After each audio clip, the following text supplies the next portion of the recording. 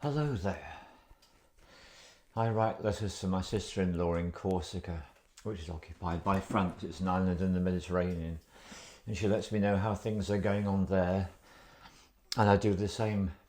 So what I expect I'll get in her next letter will be reference to a satanic ritual on a bridge in Paris, which was televised worldwide, and there was a global outcry from decent people. She will probably also mention the far right winning the election. Then shortly after, another election is held where various people stand down and the new government that is formed is far left. So this is what's going in my letter to my sister-in-law. Before the election in this country, a young man of a certain ethnicity grabs a child from their mother and in broad daylight attempts a kidnapping on a bus in Liverpool. Women on the bus screaming, men on the bus sitting, not taking any action. The bus driver stops the bus, takes charge, separates the child who is grabbed back by mum. Driver opens the doors and throws the young men off the bus. The UK election. Apparently 70% didn't vote. Apparently the Socialist Party wins with 30% of the votes cast. Like France, the electoral system in the UK is illogical. It's a landslide victory. Now the government can do whatever they like. First actions taken. 40,000 asylum applications granted in one go. A group of Stop Oil protesters meeting on an online app called Zoom, sentenced to 5 years in prison for conspiracy having a chat on Zoom.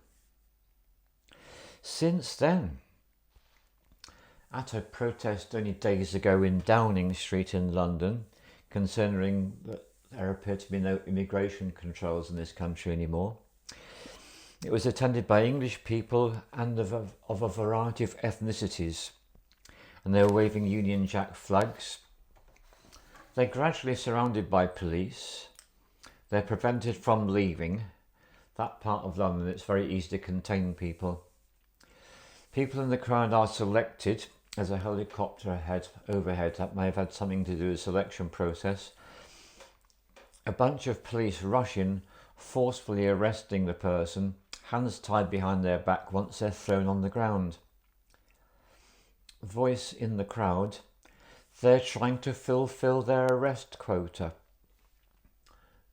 Hours go by, it's dark, they're still trapped.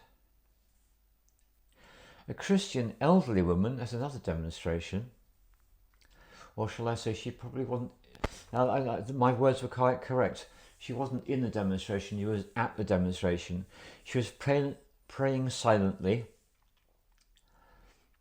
English, white, arrested and taken away. In Blackburn, a town 5 miles away from where I used to live, a mob fills the street marching, weapons in hands, chanting Al Akbar. Police take no action. That one has 71,000 views, less than a day from when it was shot. In Stoke, a demonstration by local people is interrupted by a mob dressed in black who had previously gathered outside a mosque, knives and other weapons waving, ready to charge the demonstrators. The terrified protesters run for their lives while the police look on, taking no action. That was 369,000 views. Syrian refugee child rape gang exposed by GB News. There was some concern that the channel would get closed down. That had 2.3 million views. A protest in Liverpool. The focus of the protest was protect our children. This was a response to the children being stabbed by a knife-wielding attacker only days previously, and some of the children died. This was gathered outside a big hotel in the city centre of Liverpool. It's a hotel housing migrants. suddenly confronted by a counter-demonstration. A counter-demonstration to the idea of protecting our children? What could that mean? I noticed communist flags in this counter-demonstration. The police keep the two groups apart. Right police, flaunting shields and batons, turn their shields towards the women and children and men protesting, clearly targeting them as the ones who need to be controlled. And that comes from someone called Billy Moore, 103,000 views. Manchester, a young lad, most likely aged between 16 and 18, is approached by three police. Raising his hands in universal language that declares, "I surrender," he's thrown to the ground, punched by all three, hands tied behind his back. When he's eventually dragged to his feet, three more police arrive to escort him to a police van. This is in a housing estate where people are clearly shocked. Women run out of their homes to express their views to the police quite forcefully, and that was 298,000 views. Belfast, Northern Ireland. Two groups of protesters. On the one side, communist flags and refugees welcome here placards. On the other side, both Northern Irish patriots and people from Southern Ireland together, waving their flags, the Union Jack and the orange, white and green tricolour as it's called, protesting together at the mass immigration in both sections of Ireland. Police in the middle with the row of vans keep the protesters apart. This is the only gathering I can see that does not operate two-tier policing. London. The streets of the West End, forming a square, are all closed. No warning is given. They fill with people from the Middle East who conduct a very lively celebration, flags waving, jumping on top of tube station roofs, chanting, full police cooperation. They are carefully protected so no harm can inconvenience them in any way whatsoever. Somebody referred to as two-tier, also referred to as dead eyes, goes on TV. Brands all protesters who are concerned about the end of immigration controls as being far-right thugs to be prosecuted to the full extent of the law. Meanwhile, offers are made to Muslims that they will receive protection from the government. 97,000 views for that one. And this one is a comment from a Reform UK MP. 1.3 million views in 4 hours on something called GB News again. This is a crisis of the elites making, unquote. So I'm going to move out of the films and into the comments. I have found quite a long time ago I learned more from the comments than the films. So this is what I picked up. So many people who comment were once immigrants themselves back in the day. Every one of them supports the people of England and Britain and Ireland protesting uncontrolled immigration.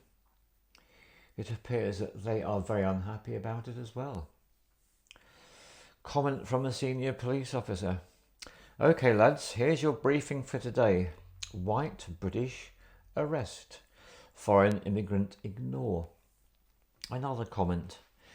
My soldier son was badly injured in Bosnia back in the 20th century, this is. Serbian ambulance picks him up.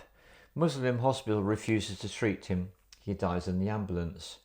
2023, my 11-year-old granddaughter was raped by a recently arrived migrant on her way home from school in broad daylight.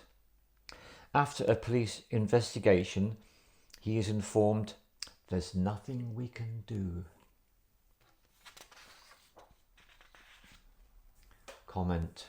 In Ireland in May, in 1 week, 6 children attacked in 5 incidents, an attempted abduction and rape of a 12-year-old boy in a public toilet, all attacks carried out by new arrivals. So that's what I've written to my sister-in-law so far. I've obviously got a lot more to say, but I wanted to share that with you while it's just fresh off the pen. And I'm not giving any comments at all. I'm sharing this with you so you can do your own research, make up your own mind about what's going on. And after I finished writing that, I just had waves of sadness coming over me. And I remembered films I've watched about what's been going on in Sweden over the last several years, and what's been going on in Canada and Germany and Poland and Hungary and many other countries, the names of which I have currently forgotten. I do apologise. Thank you very much for your time and for your attention, and I am going to be most interested in whatever you have to say in response to this. Thank you very much. All the love to you. And let's pray for all the people involved in these experiences.